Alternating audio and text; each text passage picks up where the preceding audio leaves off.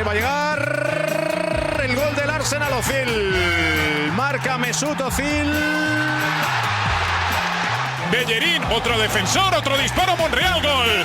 Marca el futbolista español, marca Nacho Monreal. Pim, pam, pum. This is Arsecast Extra. Hello and welcome to another Arsecast Extra, as always, with James from Gunnerblog. James, good morning to you. Oh, actually, before you say anything in reply to that, I just want to make it clear that when I say good morning, I don't mean to say that afternoons can't also be good, and evenings and nights, they can sometimes be good. I mean, they can be good and bad. I'm just making a greeting at this particular time of day, so I didn't want that to be misconstrued in any way. Well, yeah, also we'd hate to alienate all the people who are having bad mornings. Yes. It is important to kind of lay these things down early on. By the way, I wanted to clear something up, because on the Arsecast you've had a lot of great guests in recent weeks. You know, people like David Ornstein, you've had Clive, Tim Stillman, Philippe Auclair, and I think, you know, it's raised a real question mark over my future. You know, I've not been on the Arsecast as regularly, and maybe people have been enjoying the other guests. So I don't know if you've seen, but I've just put a tweet out, and I just said, when you do a podcast, you don't do it because of the awards, the listeners, or history. You do it because you found yourself somewhere there, found a place where you belong. Hashtag Amy Lawrence. And all I want to say is, some people may feel that's a cynical move on my part, that I'm trying to sort of play to you there, you know, and maybe Get more appearances, you know, lay it on a bit thick to sort of make everyone feel the affinity I have with this podcast. But I assure you, those feelings are entirely genuine and not in any way cynically motivated. I just love this podcast, Andrew. I just love this podcast. I guess I have to take you at face value, James. If this weekend has taught me nothing else, it's that we should believe everything everybody says at all times, once that suits our particular mindset, of course.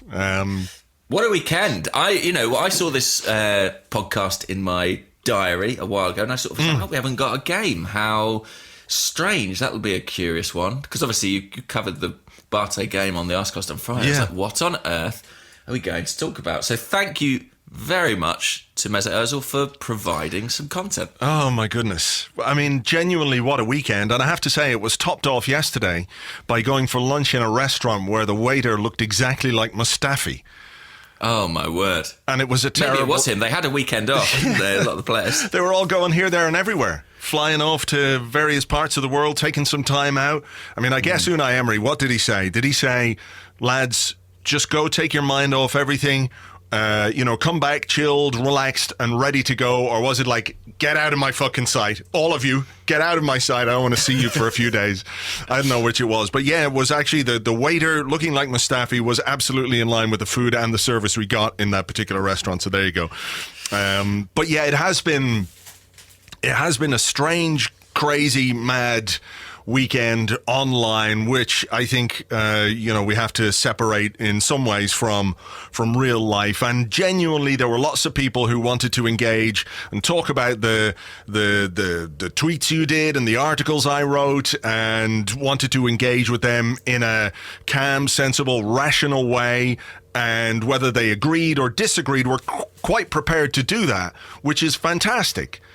But there were also some people out there who are not prepared to do that in any way. I mean, my mentions yesterday on Twitter, eventually I just turned it off, because I was incorporated in this long-running... It went on all day, literally from morning till sometime in late afternoon. These people were arguing about... I don't know what. It got to the point where it was basically me being a cunt and how I'm a wanker and all that kind of stuff. Ironically, from the people who position themselves as super positive. You know, the super positive people? They're super positive. The worst. Yeah, well, they spend all day on Twitter abusing people and being negative about other people as a way to sort of, I don't know, highlight their own positivity. It's obviously the irony is lost on them there, but it's just like, fucking hell, guys. It was just my opinion on a thing that Mesut Ozil did in the context of what's going on this season. I don't know how it becomes open season for the kind of vitriol and abuse that was given. I mean, let me ask you this, and let's try and get to the nuts and bolts of it. Why do you hate Mesut Ozil, and why do you have an agenda against him? Listen, I want to word this very carefully because I want to make sure I get it right. I hate Mesut Ozil, and I think he looks like a melting gnome. That's the end of it. Okay. Well, that's my statement on the matter. That should calm everything down. At Gunner Blog, do get in touch. I look forward to hearing from you. No, I mean, it is quite extraordinary. I mean, the people who make content as well, I think we experience a particularly bizarre phenomenon where I feel like people respond to you without having engaged with or read or watched or listened to what you actually make. Do you know what I mean? Because it feels like their responses are so derived from an instantaneous reaction that you're like, you can't possibly have sort of come down this road with me because, you I think you would appreciate there's more nuance to it than that. But I do think as well that the vast majority of people aren't like that. The vast majority of people who listen to this show aren't like that. I agree. And to a certain extent, I sort of feel like I almost, although it's sort of part of the Arsenal fan experience, I'm a little bit loath to dedicate too much kind of airtime to them because it's like, there's crazy people everywhere. I guess so. And it just struck me today that, like, this was just football. When people talk about things online that are actually of crucial importance to people in society, and they express opinions on them, and you see it in the replies and stuff that they get, it must be a nightmare if you're talking about things. This is just football, guys. I think there's like a threshold, like once you have like over 1,000 followers, say on Twitter, a certain percentage of them are going to be a bit intense. And, that's sort of the way it goes. I do think as well, the whole situation hasn't been helped by the fact that there hasn't been a game, has there? So there's been nothing to kind of distract people. We're not in good form. We had a terrible result on Thursday. So I think tensions are maybe running a little bit higher. But it has been really surprising and really, I'm not going to say shocking, but I think it's been startling to me quite how much infighting and enmity this has all provoked. Yeah. And ultimately, if it was a case, let me just make this very clear. I don't hate Mesut Ozil. Absolutely not. By the way, I should just, but in case, I allow myself in some real trouble, I don't hate Mesut Ozil either. No, I don't hate Mesut Ozil. I think I've been a backer of his for quite a long time, actually, since he joined. There always, and have been for quite some time, accusations about his performances and his body language, and he doesn't look like he cares and all that kind of stuff. And I feel like we've gone over that in this podcast countless times, that people read sometimes too much into things like that all of a sudden Ozil shrugging his shoulders means he doesn't care, and we've not bought into that in any way. But you can't look at the whole situation and say there's nothing going on, that somehow this is not relevant or it's not important. It is important because he is our best paid player. He is our biggest star. We're not getting anywhere close to what we should be getting from him on the pitch, particularly in relation to what we're paying him off the pitch. And you can separate those two things if you want, but that's, it all is part of the story when we have to analyze what's going on. He signed a new contract last January. No, I think it was maybe early February. It was right after the transfer window closed, and I was happy that he signed a new contract because we just lost Alexis, and I felt like if we were going to rebuild under a new manager, which in February I was convinced that it was going to be Arsene Wenger's last season, I thought, well, how do you attract a new manager, or how do you attract new players if you're the club that's just lost its manager of 22 years, it's just lost Alexis Sanchez, it's just lost Mesut Ozil? How do you convince people that this is a club worth coming to? So in that sense, I was absolutely delighted he was going to stay. I had some reservations about the size of his pay packet, but, those weren't, I didn't decide, or you didn't decide, or he didn't decide to take that much money. Arsenal decided to give him that much money. But since then, we haven't really seen what we expected from Mesut Ozil. Right? The end of last season was a bust, a complete write-off with his back injury ahead of the World Cup. And you can talk about how much the end of the Wenger era played into that and how much you can read into anybody's individual performance during that period. But, he came back from the World Cup and it was a difficult time for him. I don't think he was unsupported by Arsenal by any means. He was told, this is your family. Unai Emery said it a number of times. It's like a family. We'll work to make him feel loved and welcome, and like this is a place where he belongs, if you like. But this season he hasn't played particularly well, bar one or two occasions, and the coach might have played into that. So I don't understand why a discussion about this is immediately countered with people who I get people who are fans of players. But even if you're a fan of somebody, they can do things wrong, or they can find themselves in a funk in some way. And it's not helpful just to sort of say, well, because you're saying this about Ozil, you hate him or you have an agenda. I mean, I wrote that in the post on Saturday, and within like 3 tweets, somebody said, well, you're only writing that because you hate Mesut Ozil. I go, why would you think I hate him? It's fucking crazy. Yeah, it's really strange. And it does feel a little bit like there are some people, and it's a real minority, who it feels like they almost support Mesut Ozil above Arsenal, genuinely. Like, there are plenty of people who think it's the best thing for Arsenal to do to play Mesut Ozil. And they're completely, from a tactical and football point of view, I think that's a legitimate viewpoint to have. Probably correct one. But it does feel like there are other people who it's like their dedication to the player is so extreme. And I almost feel, I wonder if it's a consequence of, you went into bat for Mesut Ozil many times against people like Neil Ashton. I almost wonder if the kind of criticism that he came under for so long has developed a defensiveness around him that plays its part in this reaction. We're so used to, by default, defending Mesut Ozil. And now it's people within our own supporter base who maybe are like, well, look, maybe his time's up here. There's a kind of almost, it's a reflex now to jump and defend him.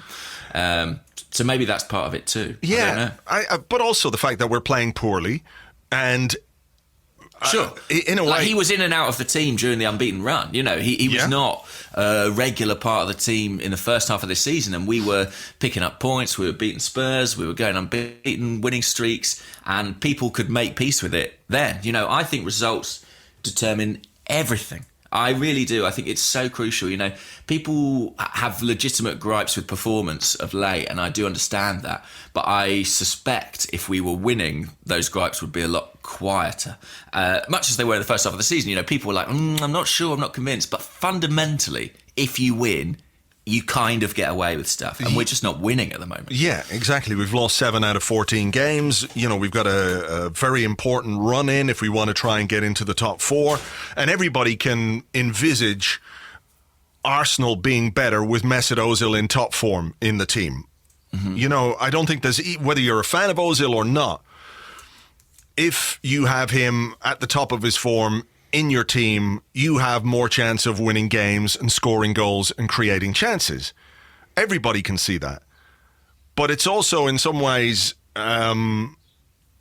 like when a player is out injured. When a player's out injured and everybody goes, ooh, we miss him. And as the weeks go on, we miss him more and more. And his quality becomes greater and greater the longer he's out.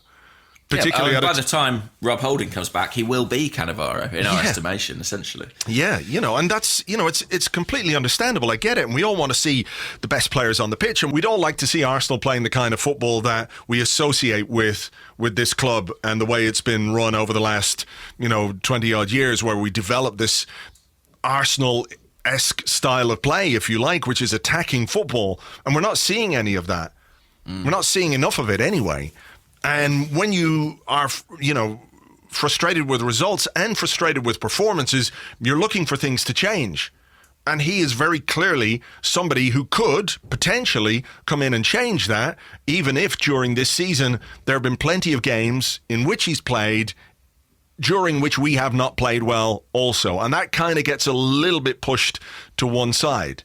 All of a sudden it feels like Mesut Ozil is, we've been bitten by a big bastard angry snake, and Mesut Ozil has got to come along and suck the poison out.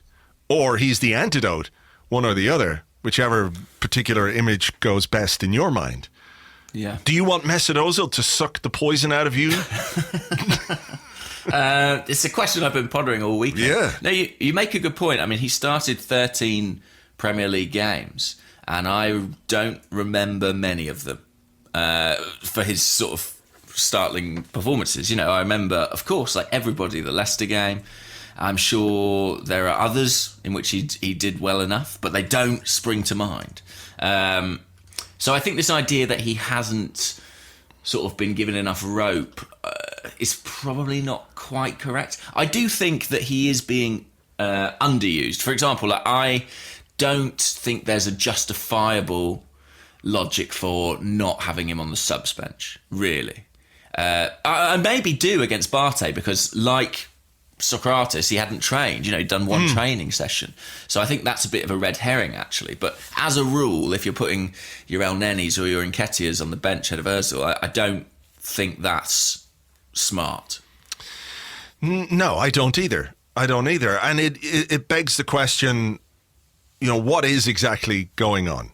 What is going on behind the scenes that we're not aware of? Because I can't believe for 1 second that there isn't something that we don't really know about. And if it's Arsenal not saying anything because they don't want to create an issue, and Mesut Ozil is not going to say anything because, his side is not going to create an issue, beyond what I thought was a fairly cynical tweet. And I think you shared that point of view. Other people didn't. That's absolutely fine. It just makes me wonder what the fuck is going on, because I listened to Arsenal Vision podcast. I was listening to the start of it yesterday. I haven't got through it yet, but the one after the Bate game, and Clive makes the very salient point. If it's entirely about football or only about football, then he's in the team. But it's got to be more. It is about more than that, and it is about money, I think, in large part, and I think that is probably somewhat unfair on us. Or, he didn't force Arsenal to give him that contract. It was given to him freely. I do think, though, that a lot's changed since then. I mean, I think, when you talk about, people were happy when he signed the contract. Yeah. I don't think we realised quite how skint we were when he signed the contract. Yeah, that's true. I don't think we realised that, A, we were going to be 100% bought out by Stan Kroenke, and B, that we were going to head into, a January transfer window where we were told you can't spend any money. And C, that we were going to have to sort of essentially pull out of the Aaron Ramsey deal, seemingly on financial basis. Yeah, let me just sort of back you up a little bit there, in the sense that let's remember what happened last January. We got rid of Alexis and we brought in Mkhitaryan on 200 grand a week, and we spent £60 million on Pierre-Emerick Aubameyang and paying him £200,000 a week. And then Mesut Ozil is given a massive new contract, which is essentially double what anybody else in the club earns, right? So, well, I know it's not double, but it's whatever, 75% more than the two other highest earners, who are Mkhitaryan and Aubameyang. And that, in some ways, speaks to an intent, does it not? A, we're dealing with an agent like Mino Raiola. Okay, that's a sea change for Arsenal, because we never dealt with him under Wenger. We're going to get into bed with the big boys. We're willing to pay £60 million for a 29-year-old because we feel like he's going to score us a load of goals, and we're willing to pay him a lot of money. The Mkhitaryan thing, that's what you get when you deal with Mino Raiola. You're going to bring in a player who's going to earn a lot of money. He's going to get a great deal for his player. But it sort of spoke to, like, okay, is this the way we're going? Is this the way we're going to continue to go? Not necessarily bringing in 29-year-olds on big wages, but you didn't, or I certainly didn't, consider the fact that making that kind of an outlay on these players was going to absolutely hamstring us within a few months. Well, what changed? I mean, the obvious thing that changed is the control of the club. Yeah. Because I remember when Ozil signed that deal, my instant reaction was, I think, something like, Arsenal behaving like a very big club here. But that's not necessarily something they've been able to carry on and continue with. And I would say as well, there is a football element to it. I mean, if you think about the amount of money invested in Aubameyang, Mkhitaryan, Ozil, I don't think it was unrealistic to be like, well, these guys will be the three guys who are going to kind of spearhead our attack moving forward. And it hasn't panned out really like that at all. You know, that's not even a trio I remember combining to particularly good effect at any point, apart from in maybe Aubameyang's debut. So, you know, there are football elements, there are financial elements, but I think given the constraints that we are seemingly under, and I would love those to change, don't get me wrong, I would love a different owner, someone who's prepared to put money in, but that's not what we've got. It does appear to me that the coach and the executive hierarchy, much as they looked at the Aaron Ramsey situation and were like, do you know what, this is not something that we can commit to, feel like the Ozil contract, which has been committed to, is essentially a mistake.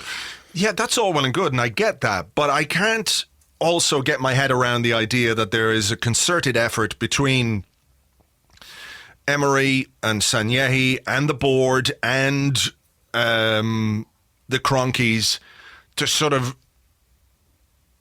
victimize, if you like, a player in order to make his life so uncomfortable that he leaves the club. I feel like there are more constructive ways of making that happen, right? While at the same time, not denying yourself the services of a really, really talented player who, on his day, etc., you know, is somebody who can change games and who can oil the Arsenal engine, if you like. You know, so it doesn't make sense to me that they've sat down and said, let's treat Mesut Ozil like a cunt just because we gave him a £350,000 a week deal. He didn't do anything, you know, to merit that kind of treatment. So I'm not sure that makes sense on any level. So it just makes me think that there's something more going on. I think that's a reasonable assertion. And I mean, certainly there's more going on than we know. You know, we've heard bits and pieces. We've heard, you know, stories in the press about bust-ups or training ground rows. Or, you know, it's not difficult to surmise that maybe Unai Emery kind of wanted to relegate Ozil from being a starter to someone who was on an equal pedestal with everyone else in the squad, sometimes was in the team, sometimes wasn't. And I think perhaps, and this is a guess, perhaps that didn't sit particularly well with the player. Yeah. And so... who was used to being given preferential treatment by Arsene Wenger, and that, whether people want to believe it or not, is a fact. He was given days off. He was given leeway in certain elements. You know, he was given that, you know, the arm around the shoulder. You know, and sometimes maybe he needed the kick up the arse. But Emery has come in with a really difficult job to do and has said from the start, everybody's the same. Everybody gets treated the same. You know, and that's, you can understand why a new coach would want to come in and do that. And I do think there's an element of that not sitting particularly right with Ozil. Yeah, and I think, you know, Emery reportedly had his problems with Neymar last season. That's something that gets brought up a lot. But it's not like he didn't play Neymar. Do you know what I mean? Yeah. I don't think he didn't play Hatem Ben Arfa. Ben Arfa was like really ostracised and sort of on the fringes of the squad. But when it came to the club's marquee player, it wasn't like he said, well, I'm not even going to use him and I'm going to cut off my nose to spite my own face to that extent. Well, he probably wouldn't have been allowed, given the relationship between Neymar and the owners of PSG. I would say that was absolutely forbidden. There was probably a clause in Neymar's contract which said he had to play at all times. So even if Emery wanted to leave him out, he wouldn't have been permitted. I mean, how could you sanction that kind of treatment of a player who you've just spent £200 million on? Or loaned £200 million to buy himself, you know, I don't know, whatever way that would do. Go on, what theory? What do you think of the theory that Emery's treatment of Ozil is somehow a symptom of his issue with Neymar at PSG? Do you think there's any mileage in that? I would be surprised if that situation didn't colour Emery's thinking when it comes to to star players. But I think the Neymar situation is so absurd and so ludicrous, it doesn't really translate to the Mesut Ozil situation. You know, if he wants to create an environment where there's equanimity within the squad, you know, proper competitive environment in which footballers can work, you can't treat anybody differently. You just can't do it. You know, how can Emery come in to Arsenal and say, oh, you're Mesut Ozil, okay, you have a day off when you want, or you can train a bit less when you want. You can't do that, because immediately it sets him apart from everybody else. I think it probably damages the reputation, or the what's the word I'm looking for here? How people perceive Emery, you know, from a disciplinary, his authority. Yeah, exactly. So you can understand why he's come in. I don't know that the Neymar situation has fed into this, really. Again, you know, we're just speculating, but I can understand his approach. You know, now though, you know, you see, or you wonder if the treatment of Ozil or what's going on with Ozil, regardless of who is culpable, or, you know, where the blame lies. And I think it's, you know, across the board here. We're not pointing the fingers at any one person. I think there's an issue across the board with the coach, with the player, and everything else. But, you know, when you're a team that's not playing particularly well, and you need to get results, and you're looking at a talent like Mesut Ozil not playing, you know, as a player, I do wonder if that is going to influence or impact the dressing room as well. So it's finding the balance, right? Yeah, I mean, you know, we say that Emery comes in and his kind of ethos is to treat everyone equally. He's not treating Mesut Ozil the same as everybody else right now. You know, it would appear. So I think, you know, I can't stress this enough. We are trying to fill in the gaps here, and it's really difficult because we don't have the full facts. And I don't suspect we will, probably until Mesut Ozil's left the club. But it feels like that there was some damage done to that relationship, and that has not been mended. You know, and some sort of teething issues between the coach and the player, I think, escalated to the point where the coach kind of feels, well, given those issues and given the financial element, maybe it's best to have a parting of the ways. And I think that, you know, you get to that end point, however, whatever you imagine happened in between, is that sort of where we've arrived. Yeah. I think I do feel a bit sorry for Mesut Ozil, because I personally believe that what's happening is almost a kind of it's as much a strategic thing as anything else. You know, I think that I understand your sort of objections to this idea, but I do think that there is a kind of strategic thinking of, you know, we probably need to move this guy on, and I think making it clear to him that he's not going to play for us is part of that strategy.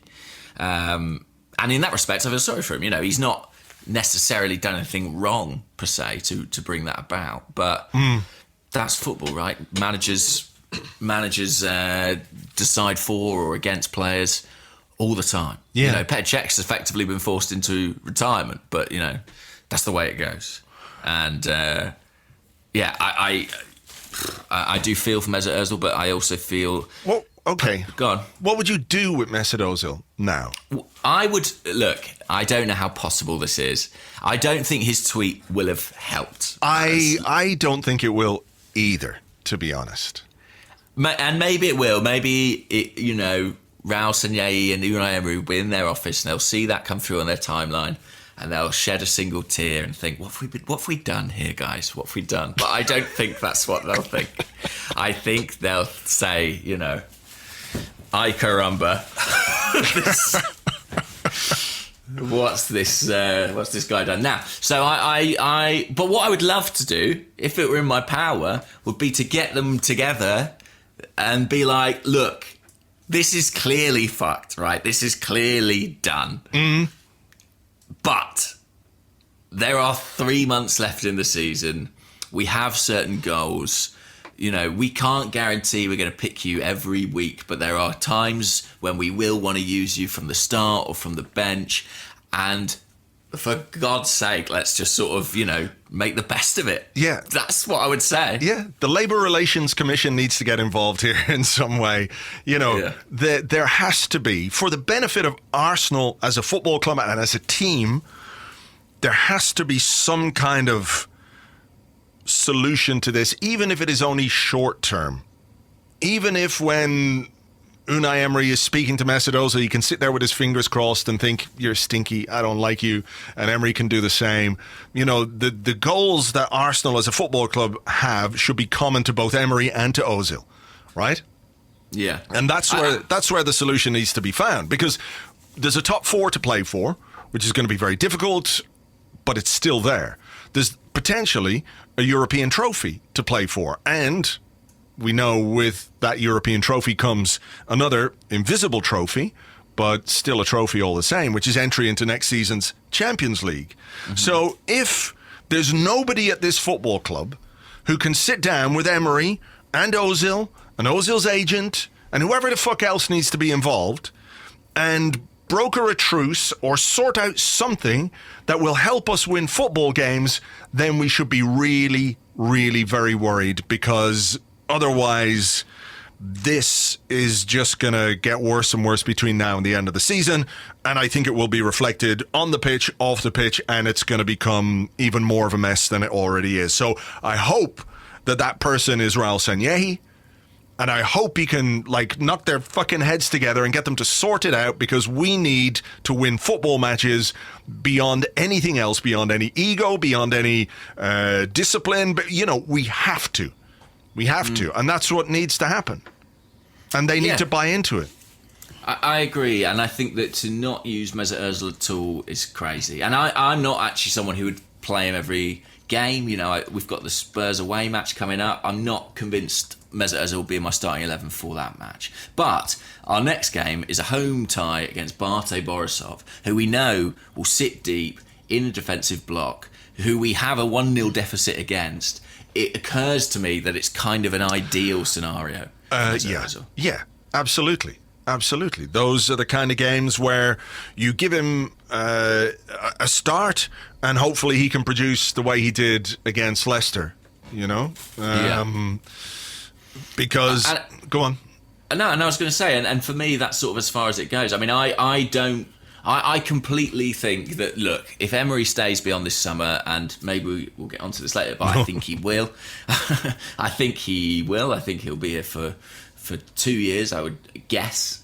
I don't necessarily see Ozil being here next season, and personally, I don't have a huge issue with that. There are loads of reasons why, but I think, maybe the time has come for a parting of the ways, if it can be arranged financially.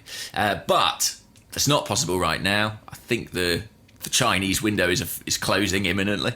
So I think it's all about, focusing on trying to actually win some football matches. Yeah, absolutely. And I hope that that's the common goal that everybody shares. Throughout the squad, Mesut Ozil, Unai Emery, Raul Sanllehi, the Kroenkes, as much as they give a fuck one way or the other. But, to allow this to continue without some sort of resolution, and maybe something a bit more public than what we've got so far, What could that look like? I don't know, because, when Unai Emery says he's leaving Mesut Ozil out for tactical reasons, sometimes you can say, okay, if it's a game away against one of the big teams, the big 6 teams, where there have been questions over his performances in the past, and you say, I'm leaving Mesut Ozil out of the starting 11 for tactical reasons, but he's on the bench if we need him. I think people can buy into that, right? They can see some logic into it.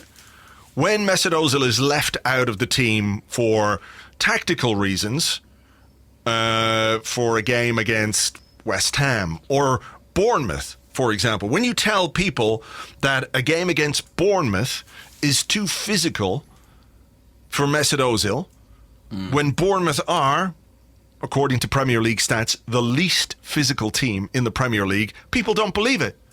They don't believe it. And I think that's what feeds into it as well. We're not getting reasonable explanations for some of these absences.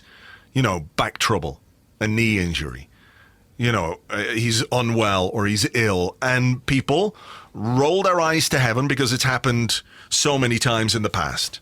So I don't know quite how they manage this situation publicly, but I think part of the frustration comes from the sense that, A, we all know that there's something going on. We know, right? We're not stupid. We know there's more to this. And B, when we are being told snippets of information, they're kind of bullshit. So we don't like being not necessarily lied to, but it's frustrating when you know there's something going on and you're not being told anything like the truth. So I think it might be important for the club to try and clarify that in some way, but then communication from this football club over the last number of years, certainly with, I feel if Wenger had been the coach, we'd have a better idea of what's going on. Because he was more willing to talk and more open about things, even if in press conferences he clearly hid things and said, no, there's no issue there when we knew there was. But I think there would be, at this point, somebody would have sat down and gone, listen, what the fuck is going on here? And we would have got something. But we're not getting anything, through official channels or back channels beyond speculation. And that's part of the frustration too. I think, interestingly, I'm not sure, and this is no criticism of the journalists involved, but I feel like Emery perhaps isn't being asked these questions directly that frequently. But I think as well, he bats them back with a very straight bat. So it's sort of difficult to get around it. I think, if you want to let information out about this scenario, you don't have to do it via an official statement on the club website. You just need to tell David Ornstein or John Cross. Do you know what I mean? There are plenty of ways for a club to communicate something without having to have a press conference about it that can give the fans at least more clarity about what's going on. What I wanted to ask you was, we've both said the ideal is they sit down, they get their heads together, Raul sort of bangs them together, says, sort this out, boys, let's pull together for a common cause for a few months. What do we infer if that doesn't happen? Because it hasn't happened so far. And it's difficult to see exactly what might change that would suddenly cause that to happen. A run of poor form might change it. Yeah, maybe. What do we infer if it doesn't happen? Either an unwillingness on the part of one or the other, or both, to make it happen, or for the issue that is creating this problem in the first place to be so serious that there's no coming back from it. Yeah.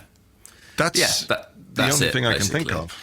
And that's my concern, is that it hasn't happened until this point. Makes me think that one of those things may be true, that one of these parties is so intransigent, so stubborn, one or both, let's say, that they're not prepared to meet halfway. Or alternatively, that whatever's gone on behind the scenes is so bad that there is no way back from it. Okay, but what about, let's try and look at the Ozil tweet from a different point of view then, or from a different side. Yeah. Could it be construed as a way of provoking a response from Arsenal if he feels he hasn't been getting one? Maybe. One thing I was struck by in the tweet is when he says, when you start supporting a football club, you don't support it because of, amongst other things, a player. There was a certain irony in that for me, because it feels like there are a few Arsenal fans around who feel that attached to the player. But I think that, yes, maybe it does call it to a head. I don't believe, even in my least cynical interpretation of it, I don't believe he's just tweeting it and would tweet it any day of the week, any day of the year. I love Arsenal and that's great. I do believe it's a response to the situation. I think it's impossible to think otherwise. And even if it's not cynical, it's him. It's at your most generous. Generous, yes. It's him saying, "Look, you're not picking me, but I'm not going anywhere." Do you know what I mean? I like it here. I don't want to leave. Yeah, that's apparently very true. Yeah. From everybody I speak to, he loves London, and I'm sure he enjoys being at Arsenal. Otherwise, he wouldn't have signed. Yeah, he could have gone elsewhere, I'm sure. Yeah, I'm sure he could have gone elsewhere. Maybe he didn't have any offers in January, but you're telling me that if in the summer Mesut Ozil had been available on a free transfer, there wouldn't have been his pick of clubs? So, I don't think he would have been a free agent come September 1st. No, absolutely not. Absolutely not. So, my response to the tweet was I did think it was cynical. It wasn't me necessarily saying he doesn't like Arsenal or he doesn't like it here because, it doesn't make any sense. If he didn't like it, he would have left, particularly when he only had 6 months left on his contract and he's got a very canny agent who could have got him a deal anywhere. So it was not that. It was about the timing of it and it was about the context of it and when it came just after a defeat to Bate Borisov in which he was not in the team and the issue of him being absent was raised again. So it was to do with that. Maybe it is to try and provoke a response. Maybe it is to try and find a solution with the people at Arsenal. Again, we can just sit here and speculate.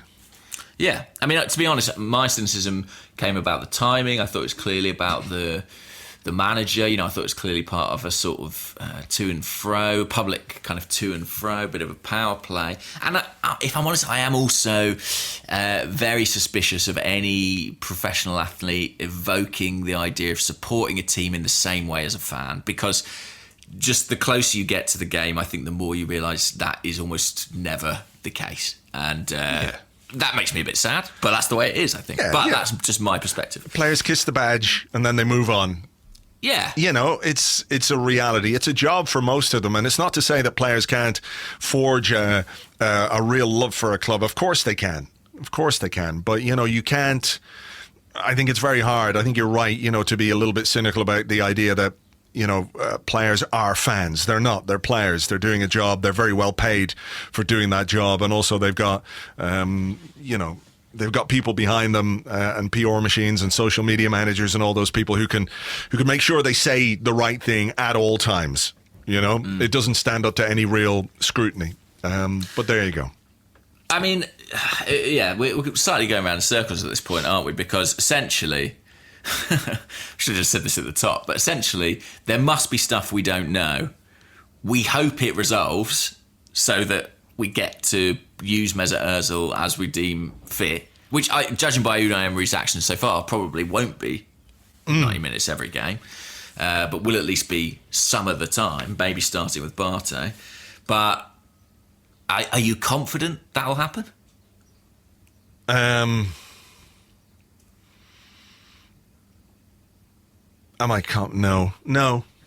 No. I mean, I hope it does, but like you, I'm a little bit sort of the opinion that if it was going to happen, it would have happened by now. But maybe sometimes, James, things need to come to a head, before they can get better.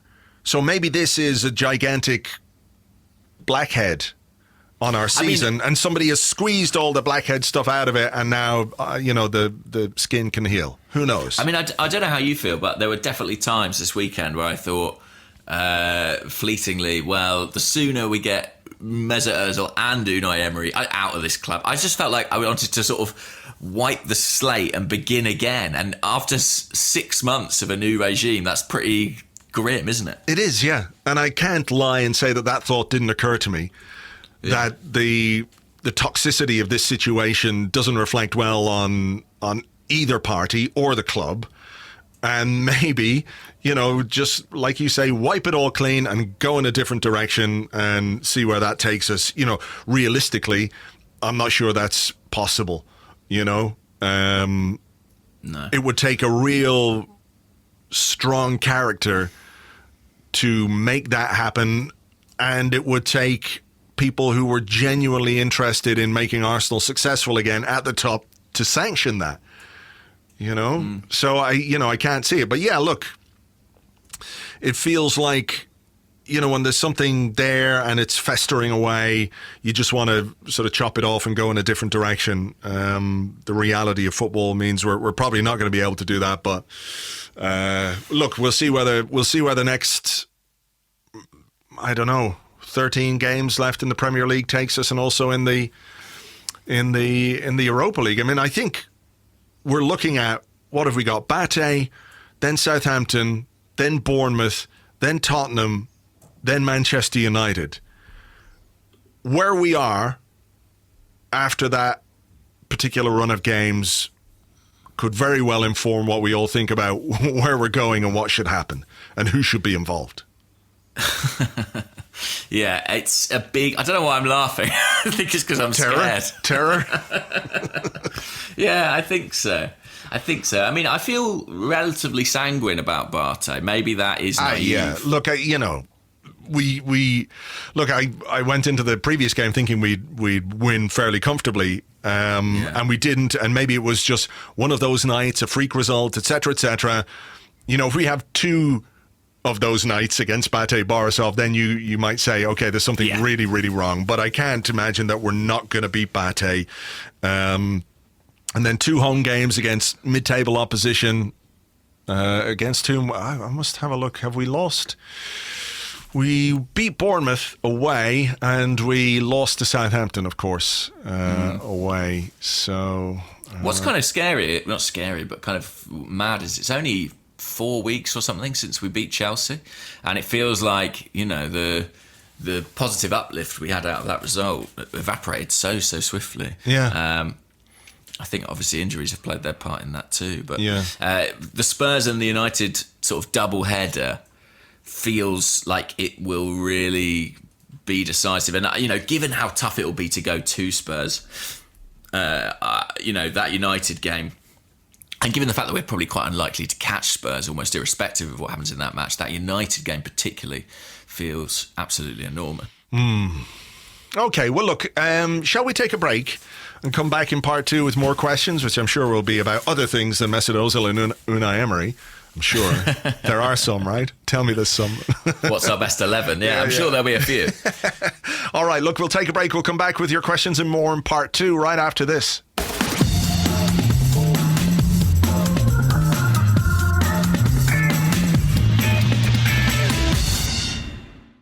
Welcome back to the Arsecast Extra. This is part 2 of the show where we answer questions that you send to us on Twitter at GunnerBlog and at Arseblog, and also on the Arseblog Facebook page, facebook.com/the Arseblog. Do you want to go first? I think you should go first. Okay, I'll go first. You have the responsibility of taking this podcast in a completely different direction from the first half of the show. Okay, I'm just filtering through the questions.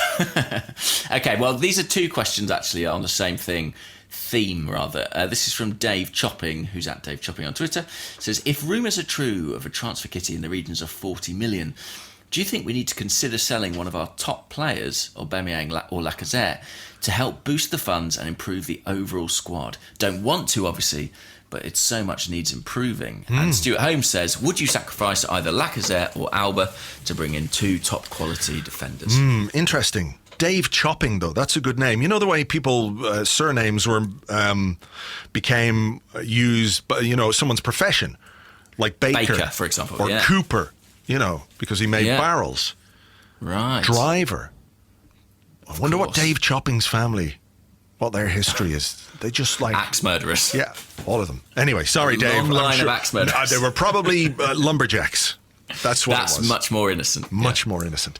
Yeah, that thought occurred to me actually about how we're going to generate some revenue to reinvest in the squad, and it did make me wonder if somebody this summer who we might not necessarily want to sell could be sold in order to boost the transfer coffers. Because when you look at the players who everybody would say are more or less dispensable in terms of the squad, Mustafi, how much would you get for Mustafi? El Neni, how much do you get for El Neni or Jenkinson? Players who are on the fringes and we could make a good case for them leaving anyway, Koscielny, Monreal, etc., etc. You're not getting a great deal of money for those players. So it might well be a case that one of the big players has got to be sold or could be sold. They're kind of the only... I mean, in terms of sort of established players, they're the only real candidates, aren't they? Yeah. Aubameyang, Lacazette, Mkhitaryan, yeah. But again, I feel like a little like the Ozil situation, I feel like his transfer value is probably hindered by his salary? Yeah, I think so. Not in the same way as Ozil, but he's on 200 grand a week and he's 30 years of age. So it's about trying to find somebody who's willing to take on those wages for a player who, I don't think he's worth those wages personally, but that's neither here nor there. It's a reality of the market that we'd have to find someone to take that wage on. One player who I think could potentially generate some revenue is Granit Xhaka. That's an interesting idea. I've not heard posited elsewhere. He's certainly under a long-term contract, isn't he? He is. He's whatever he is now, 26, is he? How much? Something like that. If only we had a handy tool. I know. There's some way of finding out. He is 26. 26 years of age. 27 at the start of next season. Right. So he's got a long contract. I'm not sure that he is quite as indispensable to our midfield as maybe he was considered to be earlier in the season by Unai Emery, who, and Arsene Wenger played him all the time as well. Is this his third season? Yeah. So it's his third season. I think he's at least. Yeah. I think he's a good player, but a player with some flaws in his game that haven't really gone away as he's matured. Some of the defensive issues, the defensive lapses are still there that were there at the start. I think in terms of discipline, he's better. And I think that part of his game was slightly overblown, to be perfectly honest. I don't think he was ever that bad when it came to red cards, and I think a couple of them were ridiculous. But as a player, and you're looking, okay, how could we generate revenue to invest in the squad? He would be a candidate for me. Yes, I can see the logic there. What about those two strikers? Could you even contemplate losing one? Well, we're losing Welbeck. Which, can I just say, I understand why, but the more I think about it, the more I'm like, I'm not sure I fully agree with that decision. Surprise, surprise, I love Danny Welbeck. But, if you were to ask me right now, should we give Welbeck a couple of seasons, maybe a 2-year deal, something like that, I think I would go for it, because we don't really have the depth that we should have in the front three, and he certainly gives us that. And it's not necessarily to say that Danny Welbeck is the guy who's going to suddenly blossom and get us 20-25 goals a season, but if our transfer funds are that restricted and we don't have the ability to invest as much as we would like in new players, why let him go for free? Is he going to want a big pay rise? I don't think so. Even if you put him on a 2 or 3 year deal and sell him after a year, he still won't be 30. You'll still be able to get some money for him. It's really bizarre, especially we're pinning quite a lot of hopes on Eddie Nketiah, but I think everyone agrees he needs to go out on loan. So you imagine that'll be what will happen to him next season. You need a guy to be that third striker. I don't quite follow why we're not keeping Welbeck, because I think buying a third striker is going to cost us quite a lot of money. Yeah. So there's a good case to be made for doing something there, unless we absolutely have faith that Reece Nelson, for example, is the guy who can fill Welbeck's place in the squad and we want to make room for him. Then you can see some logic to it. Maybe. I think they're quite different players, though. I agree. Nelson's not a centre forward. Even if he has played a bit there this season for Hoffenheim, he's been played as a forward. But, like you say, give Welbeck a 3-year deal and sell him after a year. Put a clause in even. If it's a relatively cheap clause, you're still making some money back on him. How old is Danny Welbeck? If only there was a handy tool available to us that could tell us. What we learned is we don't know how old our players are. Danny Welbeck is 28. 28. So are you telling me if you give Danny Welbeck a 3-year deal, that next season if he stays fit, look, the fitness issue is... That is an issue. That is an issue, but, I think he's just been really unlucky. Some players continue to have bad luck, though. But, 29-year-old Danny Welbeck, England international, could easily bring you in at least what we paid for him, which was, £16 million? We could easily get £20 million, £25 million. Yeah, So, I mean, the ship may have sailed now, but just the more I look at it, the more I wonder, is that a smart move? Especially, I suppose, when you look at our restricted budget and you're like, well, how I know his salary won't be nothing. I'm sure he earns a decent amount of money, but I mean, anyway, of the two strikers, who would you see as the more dispensable? I mean, it's such a difficult question, that, because stylistically they're so different, aren't they? Yeah. Lacazette's, I think about a year and a half younger than Aubameyang. Well, how old is Danny? Is. How old is Alex Lacazette? If only there was a handy tool. Lacazette, I think, is 27 now. He'll be 28 at the end of the season. Yeah. So 2 years younger, because I think Aubameyang will be 30 in the summer. So from that point of view, maybe Lacazette. I think Lacazette does offer you more all-round, really, than Aubameyang does at the moment. And Aubameyang is someone who are often accommodating in kind of not his natural position, right wing, left wing. I know his goals record is sensational. Please don't message me saying I'm selling. We should sell Aubameyang. But I have wondered if it might happen, because I could see a really big club like a Man City or a Real Madrid saying, we need to win now. Let's get ourselves Aubameyang for 2 years. Really? I can't. Can you not? No, not really. Not really. I mean, I think maybe it would give some clarity to the centre-forward situation, where if Aubameyang is your main man, you're not having to pick and choose. Maybe it brings some clarity to the way that you play. Yeah. I think if it's just in terms of pure goals, even though he's a couple of years older, Aubameyang in the short term might be the better one to keep. And that's not to say I don't like Lacazette. I do like Lacazette. I think he's had a good season. But in terms of his efficiency in front of goal, I'm not sure it's up there. Even though Aubameyang has missed loads of chances, he scores more goals. So I suppose I would countenance it if I felt like it came with a plan. Do you know what I mean? So if it was like, we're selling one striker because we've made a decision that we're going to play this way and we're going to support that striker with the right kinds of players, then I think maybe I could get on board with that if the money was appropriately reinvested. But it's not something I'm in a hurry to do. They're both quality players, and they are where we are strongest at present. yeah. Can I do another question? Of course.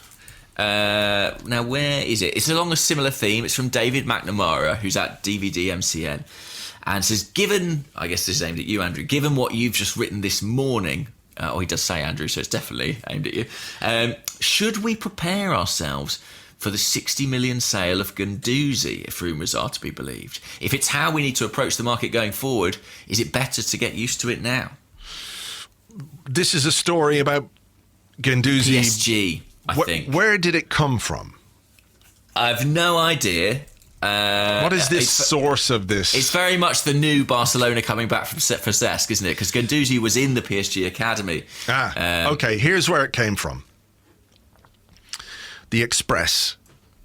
So, frankly, it is a load of bollocks. It's absolute nonsense, which I think we can dismiss. But if we want to take the situation, or if we want to, as a hypothetical, would I take it? I'm not sure I would, to be honest. I mean, I'm not fully sold on the idea that Guendouzi is going to be the greatest midfielder of all time or anything like it. But I feel like there are areas of our team in which we need to maintain some measure of consistency. And when you look at it, Guendouzi at 19 and Lucas Torreira at 22 potentially could be our midfield for 3 or 4 seasons if they're given time together to work together. And I feel like with Arsenal at this moment in time, growing young players into top class players is our best strategy, or our most likely way of becoming competitive. So would I take 60 million for Guendouzi now to invest in what, Steven Nzonzi in the summer? No, I don't think I would. I'd rather take the chance on Guendouzi continuing this upward curve that we all hope he's on, alongside Torreira, and all of a sudden we have two players who could be worth £80 million each, something like that. But I think we have to, at some point, invest in young players, and I don't just mean financially, I mean in terms of how we use them and how we play them. And of the squad, he's one of the top candidates for that. So I don't see it as a good idea, even though it's, obviously complete bollocks. I don't know if I agree. I think if I was offered 60 million, it's right on the cusp for me of what I would sort of begin 60 million and one? Yeah. I suppose the way I'm thinking about it is, yes, if you sell Guendouzi and buy Steven Nzonzi, that's a real fuck up. But if you sell Guendouzi and buy 6 Guendouzis, do you know what I mean? But we just lost the guy who got the one Guendouzi. How are we going to find 6 of the fuckers now that Sven is gone? Well, that is my concern too.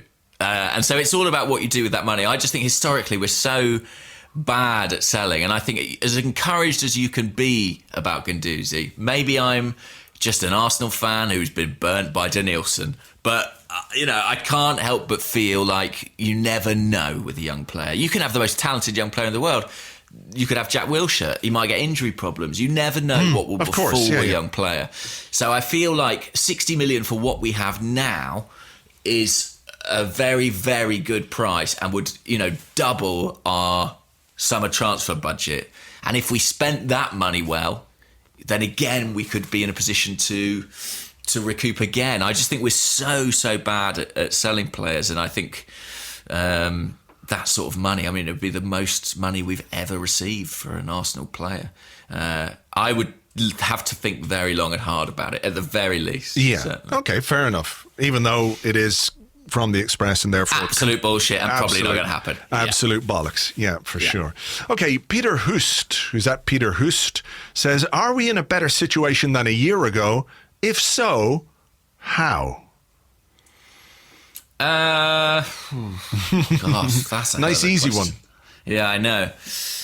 I think we are in a better situation because I think a year ago we were, maybe not a year ago, but a year and a couple of months ago, certainly before Rouse and Yehi and Sven were appointed. Let me ask you something before you go on with this. Oh, go on.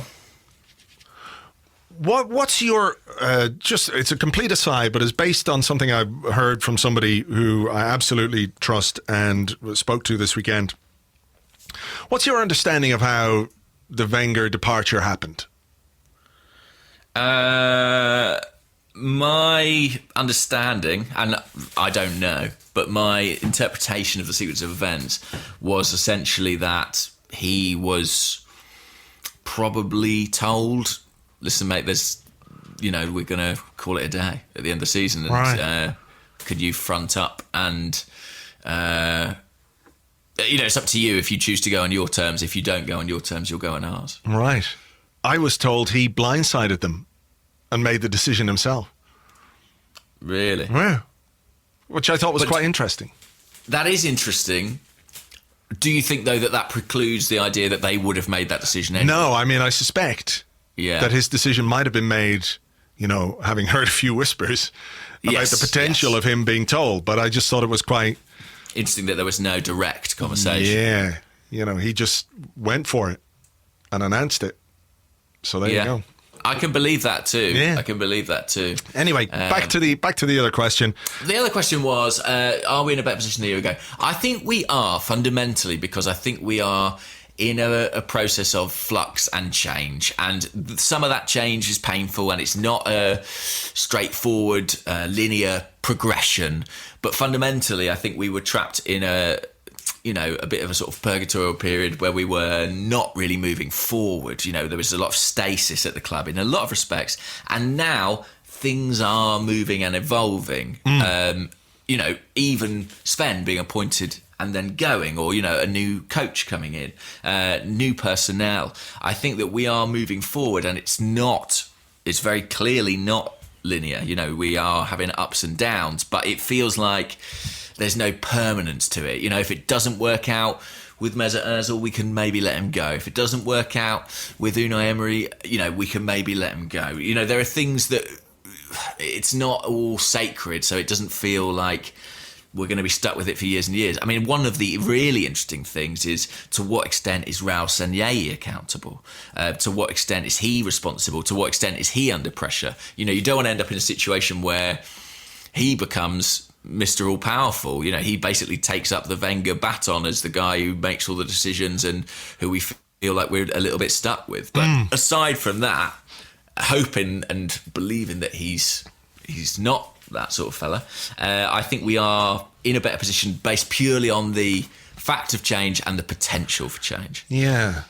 What do you think? I'm sort of with you on that, in the sense that we had to, as a football club, modernise and move to the kind of structure which is more common throughout the game. You don't have the one manager anymore. Very few clubs have that. The Ferguson Wenger type manager is not what happens these days, right? So the manager who runs every aspect of the club, from transfers to scouting to, contracts and all that kind of stuff, it just doesn't happen anymore. And the top coaches don't want to work in those kind of structures. And we had to move in that direction. So whether we're better or not yet is another question. I think it's a process, to borrow a phrase from our friend, Mr. Emery. But, we had to do it sooner or later. So from that point of view, we're not going to get to the end destination until we start the journey, if that makes sense. The thing that counters that for me, just are we in a better position, a better situation than a year ago? We're now 100% owned by KSE. Sure. And I don't think that's better, even if Usmanov was a lame duck shareholder. That's the thing that really concerns me. The lack of urgency from there to make us successful. I think they view this as a process that is going to take some time, that they're prepared to give it time and maybe a few years for things to be rebuilt. And on a rational level, you can sort of see why that makes sense, right? We have been on a downward spiral. You have to correct the downward trajectory. Then you have to build yourself back up again. You don't just go from up to down or down to up, in a heartbeat, particularly if the owner's not going to invest any money. So they're looking at running the club in a different way and what have you. But I'm concerned, obviously, about KSE and about Kroenke and about the potential that they have to run this club in a way which is not based or grounded in any reality. They talk about wanting to win things and being successful, but unless the people they put in charge are fucking amazing and super smart and super efficient at doing their jobs, and that's Sanllehi and that's Vinay and all these guys, we're going to struggle simply because of the lack of investment in the squad, and that's what it boils down to. So from the point of view of having to make the change and go in a different direction, yes, I think it's a better situation, or certainly could be a better situation in the long run, but the KSE ownership is a cloud over that for me. I would concur. Can I just jump in on something you said there about how long they might be prepared to give it? And I think I have this sort of increasing sense that everyone at Arsenal may be unified in the idea that from the point Arsene Wenger left, that there was a 2-year project at hand. And I tell you, part of the reason I think that is I just look at some of the decisions made tactically, even in terms of the transfer market. The idea that you would send Reece Nelson out on loan for an entire year, even though bringing him back in January could have been beneficial. There was kind of a bit of an element of long-term thinking of, no, we'll leave him there, we're going to bring him back in the summer. The fact that Unai Emery's on a 2-year contract with a +1, according to reports. The idea that, I think we've got players in the squad now who they want to shift out. There is a sort of degree of turnover that's going to be required this summer. The fact that Emery appears to be able to willing to kind of compromise on results in something like the Ozil situation. I don't necessarily think he's using Ozil like a man who is under pressure to deliver top 4 this year. Yeah. I have a strong hunch that they're all looking at it like a 2-year project. that he doesn't have to make top 4 this year, doesn't have to make Champions League this year. If he does, it's perceived as a bonus, and it will be at the end of next season that project will be assessed and his third year either activated or not. Yeah. And I must say, to me, that's reasonable. Like, I know people are impatient, and there is this kind of idea that fans are kind of saying, oh, we need to give Emery 10 transfer windows, do we? We need to give him 2 decades like Wenger before we can make a decision. I don't think many people are saying that. But I do think, given how far we'd fallen, and the gap that I perceive, certainly between us and like the top 3 teams, and maybe even, 4th position, I think 2 years is a realistic and reasonable time frame to try and do that rebuild and get us back to that spot. Yeah. And when you look at what the club are doing, I sort of suspect they have that timeline in mind too. Yeah, I mean, from what I've heard, you're right about that. When it comes to the Champions League, I think we can all see how beneficial it would be for Arsenal to get back into the Champions League this year, whether it's by Europa League or a top 4 finish. We can all see why that's a good thing in terms of the reputation of the club, in terms of the money that it generates, in terms of, a sense of progress. In some way, because I think we need that as fans, right? We need to start seeing the green shoots, which we can latch onto and say, okay, well, we're going to be in the Champions League next year. It's going to be better when we're playing our European games at home against some of the bigger teams in Europe and not against Bate Borisov or whoever the fuck we played, this Vorskla, and with all due respect to those clubs, which is quite not minimal. At 6 p.m. or whatever. Yeah, exactly. This club needs things which fans can latch onto again and start to believe in, because it feels, a bit like some of the early season hope and goodwill has gone by the wayside, and I can understand that. But I don't think that it's make or break for Unai Emery to reach top 4 this season. No. I don't think it is. And like you, I don't think it's necessarily reasonable to place that demand on a coach if you're not going to back him in the January transfer window, which we didn't. If it's a case that this summer this squad undergoes a serious rebuilding and we move on some players, we move on some fringe players, we put an end to the Mesut Ozil era one way or the other, I don't know. If we then go in this particular direction, which will be, I guess, directed by Emery and what he wants to do with the team and the way he wants the team to play, and we bring in new players and we play a certain way next season, and we don't then get into the Champions League or we don't become more competitive, then I think you can have a real sit down and think about where you're going and is he the right man to do it. I'm not saying I don't have doubts about him, because I kind of do. The Bate game caused some real nagging doubts in my mind about Unai Emery. But I think ultimately you have to give him till the end of the season to judge his performance.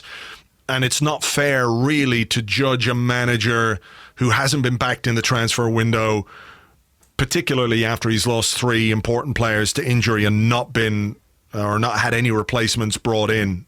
That's almost unfair. So as much as we're anxious to get back into the top 4, I'm not sure that anxiousness is shared by the board and the owners. It's whether they're prepared to live with all the flack that goes with it. That's the question. I guess they are. They did January without bringing in anyone. So, yeah, bold move, certainly, in the circumstances. Right. Did you ask that question? I forget. I did. Oh, okay. Can I, sorry to do this to you, but can I briefly veer back in Mesut Ozil's direction? Of course, why not? It's been so long since we've spoken about Mesut Ozil that I feel a longing. Well, Benjamin Rodriguez asked this question on Facebook. We also had it from John Barker on Twitter. Benjamin says, some Arsenal players have liked Ozil's post that you claim to be calculating, probably so. However, do you think it's a sign that Ozil's being treated unfairly by what's going on and his teammates support him? No, I just think they like Dennis Bergkamp and they like Mesut Ozil. And I don't think there was anything more to it than that. People said Dennis Bergkamp liked this, therefore it could not be in any way cynical if the great Dennis Bergkamp even liked it. How could, Yeah. And I just think Dennis Bergkamp, if he's running his own Instagram, had a look at Mesut Ozil's and went, oh, look, Mesut Ozil's brought out one of my quotes. That's nice. That's nice. I'll like that. And Iwobi and, Iwobi, who's an Arsenal boy through and through, I think he was one of the players who liked it, isn't he? Yeah. Yeah. He's going, oh, yeah, Dennis Bergkamp. Fucking love Dennis Bergkamp. And, he feels like he belongs at Arsenal. I don't think Mesut Ozil is unpopular among the Arsenal players. I don't think that's the case. He was right there, wasn't he, when all the boys were out, sucking air out of balloons or whatever it was they were doing. He was right there in the middle of it, so he's a popular lad. I don't think they are necessarily looking at it in the same way that we are. So I don't think it's sort of tacit approval of anything one way or the other. No, I don't get the impression that the players are throwing Emery under the bus over his treatment of Mesut Ozil. I don't personally think that's what's happening. But I know there are people who do. But it doesn't look like that to me. When I look at our players, and to bring in the Barté game, for example, I don't think they look like they are not trying or not motivated. And there were times under Arsene Wenger I did feel like that. Yeah. But, even Alex Lacazette sort of being so frustrated, he got himself sent off. To me, that tells you that there is a kind of, I feel like the will and the desire is actually more so there this season than it has been for many seasons. I feel like our issues are sort of technical and tactical, but I don't feel like I don't feel like they're not playing for the coach. No. I feel like there might be some issues with what the coach is asking them to do and translating that to the pitch. But I don't feel like they're sort of, throwing the towel in. No, I don't either. Which is maybe more worrying, because in the past it was like, we know they're good. Do you know what I mean? But it's like, of course they're talented if they turn it on, but they don't seem to be bothered. Whereas now I think they for the large part, do seem really bothered. I mean, they're running more than any other team in the league, aren't they? They're running more than we've ever run. They're putting the miles in, but what we're getting out of that isn't as good. We come back to that identity. Yeah. That identity thing. Okay, here's a question from Megan Cantle, who's at Megan Cantle 99. With Rambo and Cech retiring at the end of the season. Poor Rambo, he's retiring. He's retiring? Oh my God. Holy moly. Whoa. That's news to him. Sorry to announce. I knew Serie A was a slow pace, but I didn't know it was that bad. Anyway, I guess it was with Rambo leaving and Cech retiring at the end of the season. No guarantee how much longer Koscielny and Ozil will be at the club. Should Xhaka become club captain next season? And who else should be introduced into the captain group? No, we should sell him. You just told me this earlier. Well, I just said he was potentially somebody who could be sold. I have a feeling that theory of yours will have a fair bit of support out there on the interwebs. Who should be club captain? I don't know. I mean, Ozil's probably going to wear the armband against Barté on Thursday, isn't he? We're going to be like, what's going on here? I would like to see Hector Bellerin as captain. Yeah. Maybe. I could dig that. Yeah. He is, of course, going to be out injured for the start of the season. Didn't stop us with Koscielny this time around, but yeah, I think in the long term, he's someone who's come through at Arsenal who I think, to me, is emblematic of a lot of Arsenal values. We talk about that a lot. What is the identity? What are the values? Arsene Wenger was like, protect the values of the club. And I feel like his kind of cosmopolitan, liberal, stylish manner, to me, reflects what I think a lot of the modern Arsenal was about. I know that's anathema to some people, but I love Hector Bellerin. Yeah. And he's very erudite, he's intelligent. I think he'd be a great ambassador. I think he plays with unquestionable commitment on the pitch. Yeah. I'm looking through the squad, and Socrates, maybe, but beyond that, Rob Holding, Carl Also, Jenkinson. historically, we use the armband, to convince someone to stay at the club and keep suitors at bay. Crap, that means he'll be sold a year after we give it to him, though. So no, let's not. Yeah, I want Hector to stay. Yeah, I mean, looking around, I can't see many other contenders. No. Xhaka is a contender, I think. If No, he stays, is, yeah. And look, I think Xhaka will probably stay. I'm not saying that this is going to happen, and if he is going to stay and there's a show of faith in him, then he is one of the obvious candidates for sure. And he might rise to it, sometimes players do. I think people think there's no kind of influence of an armband, doesn't really mean anything. And I think there's a lot of mileage in that theory, but sometimes a player can take on a bit more responsibility as a consequence. I mean, Socrates as captain would be fun, I think. But, is he here, is he a long-term choice? Yeah. I guess I just picked him out because he's one of the most experienced players in the squad. And he does have real leadership qualities. But, part of the issues that people had with some of our captains in recent years is the fact that they weren't on the pitch very often. And, as you get to a certain point in your career, you're more likely to miss games through injury, or you're being left out because there's a younger guy coming through. That's why I chose Bellerin, because if he's fit, he's an absolute nailed-on starter. Yeah. He could also introduce, instead of an armband, the captain's hairband, and that would really piss people off. Yeah, multicolored, different kind of styles of hairbands and armbands every week. Have you got one more? Rob Holding. What about Rob Holding? Rob Holding. Maybe. Arsenal I think we need captain. to see him come back. I think he's definitely potential in the future. Why not? But I think we need to see him come back and see what level he comes back at. Have I got one more? I do, actually. Where is it? Let me have a think. Oh, it's not bloody here now. It's absolutely... Oh, this is it. Ollie Tucker. I've got it. Okay. At Ollie Tucker 93. Ollie says, I wanted to ask a serious question about whether Arsenal is entering a second unforeseen austerity period, but I can't think of a good way to word it. So in the absence of that, what's the biggest animal you think you could single-handedly cling film to a lamppost? That's a really good question. Because you'd have to hold the animal against the lamppost with one hand, presumably. Right. While you sort of cling filmed around it with the other. But that would be hard because the cling film would kind of sort of get wrapped on itself and, Oh, okay. I'd have to have a think about this. I reckon, because, you think about big animals and you start at like cats and dogs, then cows and giraffes and rhinos and things like that. But I reckon something like a python or an anaconda.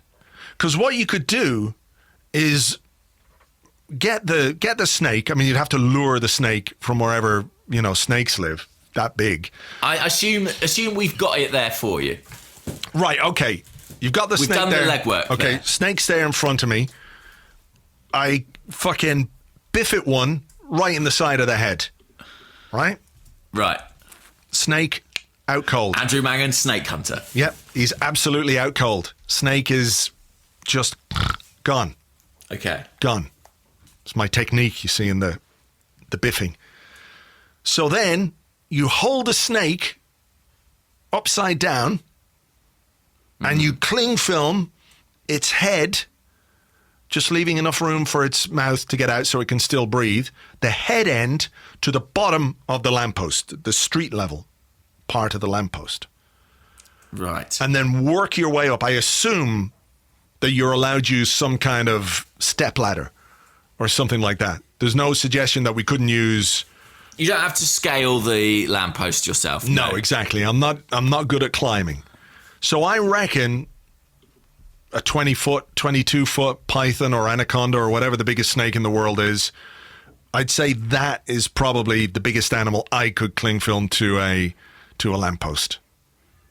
Here's my question. Okay. Could you cling film a whale to a lamppost? Like, assuming we got the whale there. Well, it's single-handedly. So, whales, by their very definition, are very fucking heavy. They're really heavy. Get it under the whale. Nah. You just wouldn't. Plus, the whale would die because it's out of water. And we should be... There may have to be casualties if we're going to answer this question.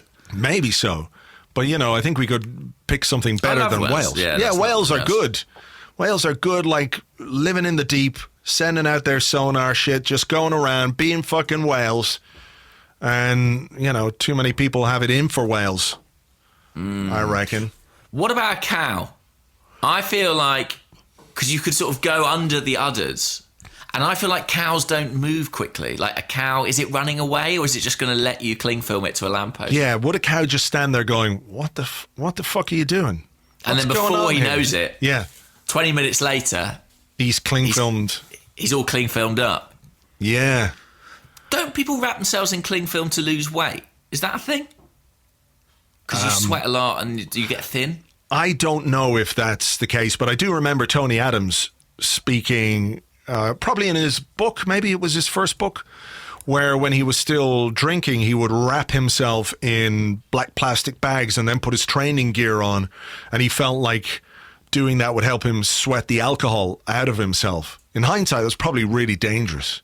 God, that sounds absolutely horrific. But I don't know why you would wrap yourself in cling film to lose weight. I feel like it happens in the Full Monty, which I know is not a documentary. I mean, could you use cling film as a kind of homemade girdle? Like, let's say, for example, in a year's time, you grow quite large with food. And you develop a massive belly, but we've got to go to an important event together. And you need to look slim and trim. I need to wear an Arsenal Puma top. Exactly. That's very tight. No, a new Arsenal Adidas top. Adidas, of course. Exactly. So if you were to suck your belly in, could I wrap you in cling film and just keep your belly in there, sort of like a girdle? If you wrapped it tight enough, yeah, I think you could. Right. I think I could cling film a cow to a lamppost. And anyone who doesn't believe me, you know where to find me on Twitter. Yeah. Come one, come all. Yeah. I'm ready. Mesut Ozil. Could do that. That would make it fun. All right. Okay, well, let's see. I don't know what anybody else thinks they could. Like, what about, there's probably like a really clever answer to this. Like a tapeworm. Is a tapeworm an animal? You know the way sometimes a tapeworm and they take it out of and it's like 57 feet long. Is that bigger than like a 22-foot anaconda? There it could be the answer. I mean, depends how you're measuring it, by length or by weight. I don't know. Yeah. Anyway. Well, we knew it was going to be a busy podcast today with lots of interesting questions. We didn't necessarily anticipate that one. We didn't, but I think we've given a good account of ourselves in both regards, as much as possible. To everyone who listens, thank you very much indeed for being with us again. Hopefully we've not upset too many people out there, but hey, what can you do? It's just a podcast, and we're just two guys with microphones. That's it. Mm-hmm. That's literally all we are. And a load of cling film, by the way. And so much cling film. I'm steeped in the stuff now. I'm wearing it right now. Yeah. If it doesn't make you lose weight, this was a mistake, because I don't know how I'm going to get out. Okay, well, look, hopefully nobody attaches you to a lamppost today, because I think, it could backfire quite spectacularly. Somebody would recognise you. Oh, look. There's James from Gunnerblock. That's that guy. Got enough cling film. Got enough cling film, mate. Yeah, exactly. Okay, well, look, we've got Bate Borisov on Thursday. We'll discuss that on the Arsecast on Friday. Until then, take it easy. Thanks for listening. Bye-bye.